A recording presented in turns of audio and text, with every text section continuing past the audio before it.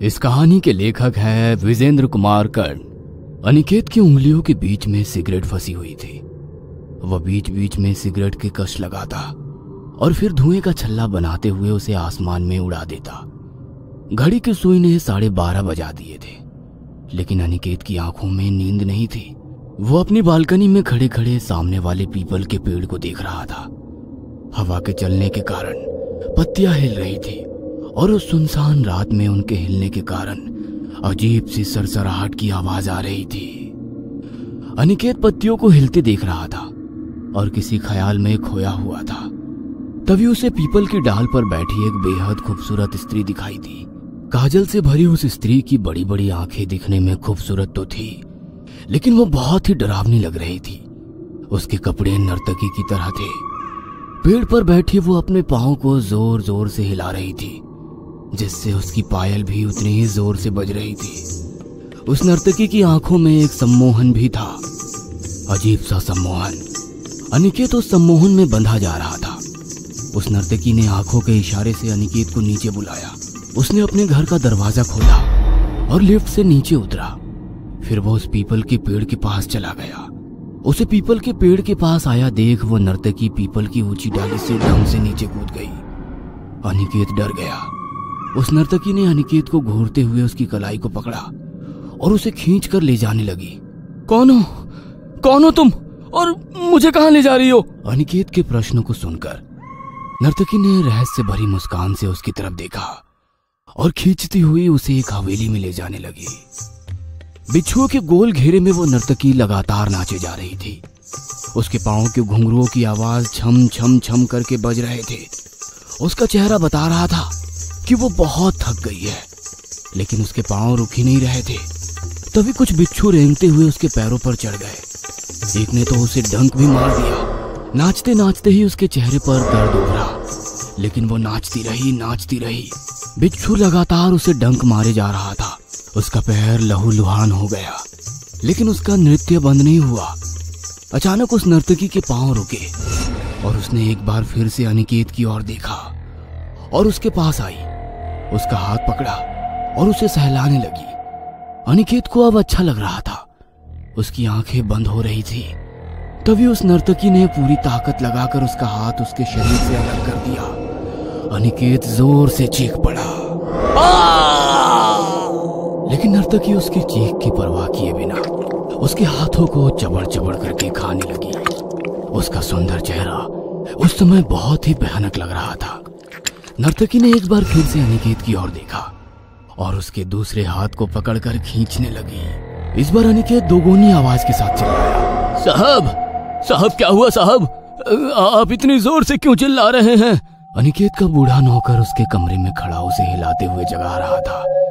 अनिकेत ने अपनी आंखें खोली। उसके चेहरे पर पसीने की बूंदें ऐसे दिखाई पड़ रही थी जैसे कि उसने पानी से अपना चेहरा धोया हो। उसके दिल की धड़कन उस समय धड़क ही नहीं रही थी, वो तो एक शोर में बदल गई थी। ऐसा शोर जब एक रेलगाड़ी तेजी से किसी स्टेशन से गुजरती है। अनिकेत ने बूढ़े नौकर को पानी लाने को कहा और फिर उसने अलमारी खोली और उसमें न्यूज़पेपर की कई सारी कतरनें निकालकर उसे गौर से देखने लगा। ये एक तरह का रीयूनियन ही था। अनिकेत, गीत, रिहान और प्रीति ये बेस्ट फ्रेंड थे, और बेस्ट इसलिए क्योंकि उनकी आदतें एक जैसी थी। चारों के चारों मस्त मौला और खतरों के खिलाड़ी। कुछ नया करना जिसमें जान का जोखिम हो, उसे तो वे चारों सबसे पहले करना चाहते थे। चारों के चारों बाइकर, और उनकी बाइक की स्पीड तो पूछिए ही मत। गीत का 2 बार एक्सीडेंट हुआ था। अनिकेत भी एक बार मरने से बचा था, लेकिन बाइकिंग का जोश कभी कम नहीं हुआ उनका। वे चारों अपनी अपनी बाइक लेकर रात को सड़कों पर निकलते और फिर वो उस जगह जाते जहां कोई नहीं जाता हो। कभी शमशान घाट में मुर्दों को जलते हुए देखते, तो कभी आधी रात के बाद किसी अघोरी के साथ बैठकर उसे मुर्दा खाते हुए देखते और रोमांचित होते। शहर और आसपास के वो इलाके जो भूतिया घोषित थे, जहां का नाम सुनकर ही लोगों की दिल की धड़कनें बढ़ जाती, वो वहां जाकर पूरी रात पार्टी करते। लोगों को वे चारों के चारों पागल लगते, लेकिन वो खुद को पागल नहीं, खतरों के खिलाड़ी बुलाते। लेकिन जैसा ही अक्सर होता है, उनकी कॉलेज की पढ़ाई खत्म हुई और चारों की नौकरी अलग अलग जगहों पे लगी। दूसरे शहर में जाने के बाद भी वो टच में तो थे, लेकिन उनकी मस्ती कम हो गई थी। कहाँ पागलों की तरह भटकना और कहाँ सारा दिन ऑफिस में कंप्यूटर के आगे बिताना। चारों दोस्त तो बहता हुआ पानी हुआ करते थे, लेकिन जिंदगी और नौकरी ने उन सभी को तालाब का ठहरा हुआ पानी बना दिया था। लेकिन वो कहते हैं ना, तार जब दिलों से जुड़े हो तो मिलन का बल्ब जल ही जाता है। 5 साल के लंबे इंतजार के बाद चारों एक ही शहर में थे, दिल्ली, दिलवालों की दिल्ली। यहीं से तो पढ़े लिखे थे वे। मस्ती की किताब के ना जाने कितने पन्ने इन चारों ने इसी शहर में लिखे थे। कुछ बदला नहीं है गीत, दिल्ली वैसी की वैसी ही है यार, सेक्सी। और तू तो आज भी उतनी ही हॉट है जितनी 5 साल पहले थी। कोल्ड ड्रिंक का गिलास हाथ में लिए और सिगरेट का छल्ला उड़ाते हुए जब अनिकेत ने गीत से ये बात कही तो गीत का वही पुराना जवाब उसे सुनने को मिला। और तू उतना ही चेप। अबे फेविकॉल पी लिया था क्या तूने किसी दिन? ओए, मैं चेप नहीं हूँ, प्यार करता हूँ तुझसे। ए चल हवा आने दे। तू दुनिया का आखिरी लड़का भी होगा ना तो भी मैं तुझसे प्यार नहीं करूंगी। क्यों? अरे क्या कमी है मेरे में? गीत उसके पास आई और उसे चारों ओर से घूर कर देखने लगी। उसे ऐसा करते देख रेहान और प्रीति की तो हंसी नहीं रुक रही थी। ओए, क्या घूर रही है तू इतनी देर से? यही कि तू दोस्त मटेरियल तो 100% है यार, उसमें कोई कमी नहीं है, लेकिन बॉयफ्रेंड वाली बात तुझ में नहीं। हर बार की तरह अनिकेत का चेहरा किसी फ्यूज बल्ब की तरह हो गया। अगर एक दूसरे का मजाक उड़ाने का तुम दोनों का सेशन खत्म हो गया हो तो कुछ काम की बात कर ले यार। 5 साल हो गए, ना तो ढंग से बाइकिंग की और ना ही कोई एडवेंचर वाली जगह पर गए। 5 सालों में जिंदगी नहीं नौकरी बनकर रह गई है यार। ना कुछ आता है और ना कुछ पता। चारों दोस्त फिर से मिले हैं, फिर से वही जिंदगी, फिर से वैसी ही जिंदगी जीनी है यार। प्रीति की इस बात से चारों रिलेट कर रहे थे।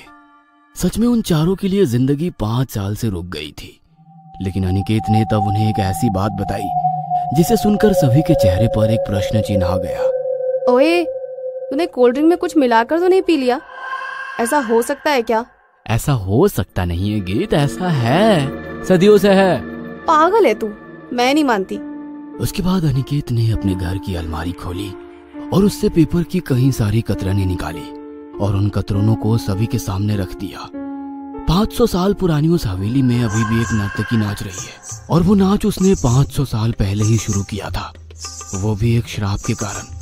और वो श्राप उसे इसलिए मिला क्योंकि उसे अपनी खूबसूरती और नृत्य का बहुत घमंड था। उसे लगता था कि वो अपनी खूबसूरती और अपने नृत्य के प्रभाव से कुछ भी कर सकती है। और इसी घमंड में उसने ऋषि मांडव की तपस्या को भंग करने का प्रयास किया और वो उसमें सफल भी हो गई। लेकिन ऋषि के क्रोध से स्वयं को नहीं बचा पाई। मैं जगत कल्याण के लिए तपस्या में लीन था, लेकिन तूने उसे भंग कर दिया। तुझे अपनी खूबसूरती और नृत्य का बहुत अभिमान है ना?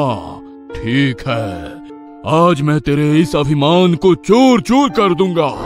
मैं तुझे श्राप देता हूँ कि तेरे पांव कभी नहीं रुकेंगे। तू हजारों सालों तक नृत्य करती रहेगी एक बंद हवेली में बिच्छुओं के बीच, और तेरा नृत्य कोई नहीं देखेगा, कोई नहीं। और जो भी उस हवेली में तेरे नृत्य को देखने आना चाहेगा वो मर जाएगा, मर जाएगा। जो भी उस हवेली की ओर आना जाना चाहता है, हवेली के कई किलोमीटर दूर से ही लोगों के साथ अजीब अजीब घटनाएं शुरू हो जाती है, लेकिन उस हवेली तक आज तक कोई पहुंच नहीं पाया है। जानते हो, जब से मैंने उस नर्तकी के बारे में जाना है ना, तब से मुझे एक सपना बार बार आता है। अनिकेत ने अपने सपने के बारे में भी अपने दोस्तों को बताना शुरू किया। सारे दोस्त ध्यान से उसकी बातों को कुछ ऐसे सुन रहे थे जैसे एक तीरंदाज किसी चीज पर निशाना लगाने के पहले ही ध्यान लगाता है। मैं तुम लोगों को फोन पर उस जगह के बारे में बताना चाहता था यार, लेकिन तुम सब इतने बिजी थे कि मैं क्या ही कहता तुम लोगों से। Oh my God, sound so thrilling यार। चले फिर उस हवेली में उस नर्तकी से मिलने, एक बार फिर से एडवेंचर करें। घड़ी की सुई ने रात के 12 बजा दिए थे, लेकिन उनकी बातें खत्म नहीं हुई थी। तभी अचानक से उनके घर की खुली हुई खिड़की से एक बड़ा सा उल्लू घर के अंदर आकर बैठ गया और जोर जोर से बोलने लगा। उल्लू का चेहरा और उसकी आवाज, उसकी आंखें इतनी डरावनी लग रही थी कि चारों के चारों दोस्त सहम गए। घर का बूढ़ा नौकर उल्लू की आवाज को सुनकर हाथ में एक डंडा लेकर बाहर आया और उसे किसी तरह बाहर भगाया। उल्लू का घर में आना अब शगुन है साहब, पता है, ये बताता है कि किसी की मौत होने वाली है। ये सब आप क्या कह रहे हैं?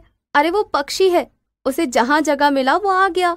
मैम साहब, ऐसी बात पता नहीं है। आप जानती हैं, जब रावण रामचंद्र जी से युद्ध करने के लिए जाता है तो उसे उल्लू के बोलने की आवाज सुनाई देती है, जो उसके महल में बोल रहा था। महाभारत में शिशुपाल वध के समय भी उल्लू बोलता है। शिव और दैत्यों के बीच जब युद्ध होने को आता है तब दैत्य की सेना के अंदर उल्लू बोलता है और उनके अंत के बारे में बताता है। पांडव जब संधि के लिए भगवान कृष्ण को भेजते हैं तो कौरव उसे ठुकरा देते हैं। उसके बाद उल्लू के बोलने की आवाज सुनाई देती है और उसके बाद तो पता है ना, कौरवों का विनाश हो जाता है। सारे दोस्त बूढ़े नौकर की बातों को सुन रहे थे और पता नहीं क्यों उन्हें उनकी बातों में लॉजिक दिख रहा था। हालांकि उन लोगों में कोई भी ज्यादा धार्मिक तो नहीं था, लेकिन वो बूढ़ा नौकर जिस तरह से धार्मिक किताबों के दर्ज बातों के बारे में बता रहा था उस पर उन्हें विश्वास करने का मन कर रहा था।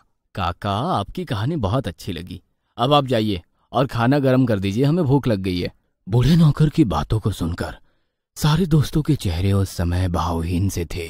ओए, क्या हो गया तुम लोगों को? कहाँ रामायण महाभारत की बातों में घुस गए तुम लोग? अरे जिंदगी एडवेंचर का नाम है, कर लें। मरना तो है ही ना, हम लोग कोई अश्वत्थामा तो है नहीं जो कि अमर हो जाएं। गीत, रेहान, प्रीति और अनिकेत की बाइक फुल स्पीड में दौड़ी जा रही थी। सभी की बाइक्स के स्पीडोमीटर का कांटा 100 को छू रहा था। 5 घंटे की लगातार बाइकिंग के बाद चारों बहुत थक गए थे। सभी को जोरों की भूख भी लगी थी, लेकिन आसपास छोटी मोटी कोई दुकान भी नजर नहीं आ रही थी। एक पुराने पीपल के पेड़ के पास गीत को एक बूढ़ी औरत बैठी हुई दिखाई दी, जो अपनी छोटी सी टोकरी में शायद कोई जंगली फल बेच रही थी। अम्मा, क्या है ये?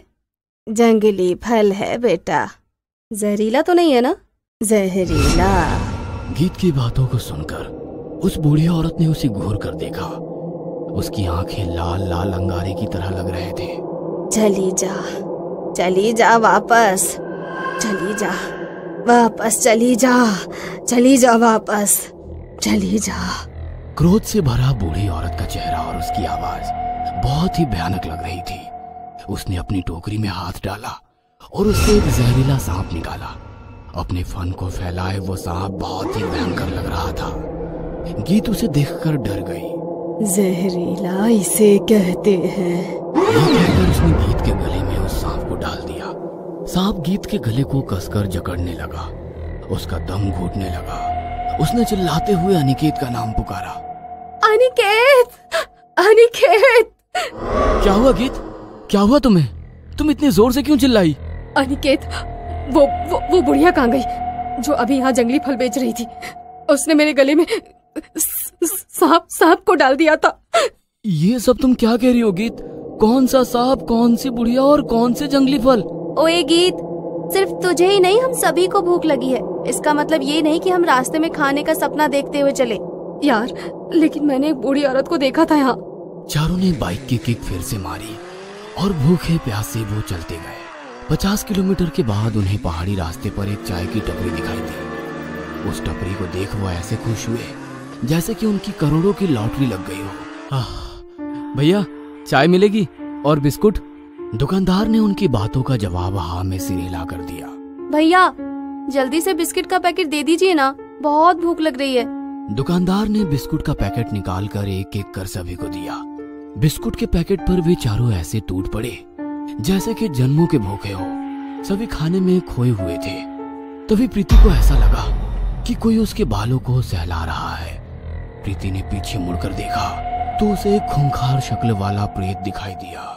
चली जा, वापस चली जा। प्रीति उसके बातों पर कोई रिएक्ट करती उसके पहले ही वो उसके बालों को पकड़कर खींचते हुए ले जाने लगा। कौन हो तुम? मेरे बाल छोड़ो, पागल हो गए हो क्या तुम? वह प्रेत उसे खींचते हुए ले गया और पहाड़ी से नीचे फेंकने की कोशिश करने लगा। छोड़ दो। लेकिन उस प्रेत ने उसे पहाड़ी के नीचे फेंक दिया। प्रीति की चीख की आवाज से सारे दोस्त चौंक गए। ओए, क्या हो गया? इस तरह क्यों चीखी? वो भयानक शक्ल वाला वो प्रेत वो प्रेत कहाँ गया? अरे क्या बकवास कर रही है तू? हैं? दिमाग तो ठीक है ना तेरा? यहाँ बैठकर बिस्कुट पर बिस्कुट खाए जा रही है और कह रही है कि कोई प्रेत तुझे पहाड़ों से नीचे फेंक रहा था। प्रीति का दिमाग काम नहीं कर रहा था। ये सपना कैसे हो सकता है? थोड़ी देर पहले उसके साथ वो सब जो घटा था वो क्या था? अनिकेत ने चाय वाले को चाय और बिस्किट के पैसे दिए। वह सफर जारी रखने वाले थे, लेकिन रेहान की बाइक स्टार्ट ही नहीं हो रही थी। सभी ने कोशिश की, लेकिन बाइक स्टार्ट नहीं हुई। उन्होंने चाय वाले से पूछा कि कोई मैकेनिक है क्या? साहब, मैं मैकेनिक का काम भी करता हूँ। अभी देखता हूँ क्या हुआ है आपकी बाइक में। चाय वाला उनकी बाइक ठीक करने लगा, लेकिन तभी रेहान को अपने जूते में कुछ चुभता हुआ महसूस हुआ। क्या चुभ रहा है मेरे जूते में? रेहान ने अपना जूता खोला तो वो दंग रह गया। उसके जूते में कई सारे बिच्छू थे और शायद बिच्छू ने उसे डंक मार दिया था। पल में ही उसके मुंह से झाग निकलने लगा। वो बहुत घबरा गया। भाई लोग मुझे बिच्छू ने काट लिया है। यार मुझे बचा ले। ये देख मेरे मुंह से झाग भी आने लगा है।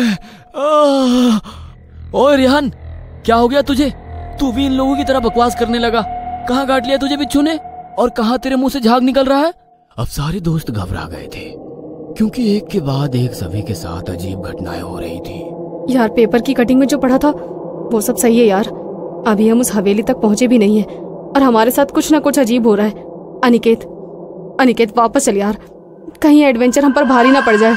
लेकिन अनिकेत कहाँ सुन रहा था उनकी बात। उसे तो नर्तकी के पांव के घुंघरूओं की आवाज सुनाई देने लगी थी। अब तक जिस नर्तकी को उसने अपने सपने में देखा था, वो उसे रहस्यमय मुस्कान के साथ बुला रही थी। वो अपने कदम आगे बढ़ा रहा था, बिना ये सोचे कि आगे एक बहुत बड़ी खाई है। अगले दिन फिर से न्यूज़पेपर पर 4 दोस्तों की मौत की खबर छपी थी। गीत की मौत सांप काटने से, प्रीति की चट्टानों से गिरने से, रेहान बिच्छू के डंक से और अनिकेत की लाश एक खाई में